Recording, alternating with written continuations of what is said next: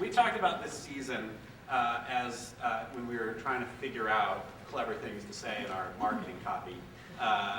We came up with this sense that this season is all about really, really high stakes and what all of the characters face just really life and death choices, like they do in all great dramas. But in this season in particular, you know, it's all about if you're gonna lose your life or your family or your country or your whole way of living, what kind of choices would you make?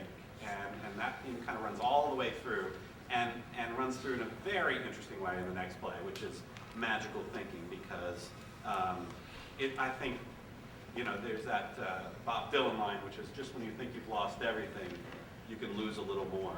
And I think of that when I think of magical thinking, which is a haunting play, but I think an inspiring play. And so, Sheila, you want to talk a little bit more about what we're going to see? Absolutely. So for those of you that don't know, Joan Didion wrote a very beautiful memoir about the year after her husband died, which she called The Year of Magical Thinking. And then they created this play, and between the writing of the novel and the creation of the play, her daughter, Quintana, also died. So what you see in the play is her grappling with that as well as with her son. Joan Didion is one of my favorite writers, and I think that one of the reasons that this play, somebody asked me, if somebody's lost somebody recently, should they come see it? And I really believe that it's for everybody. Joan Didion has an ability to write from a distance, but very lyrically and beautifully.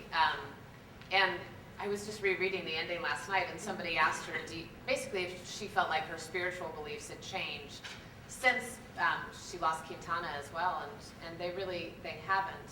And she has really made a choice in her life to sort of go back into the world.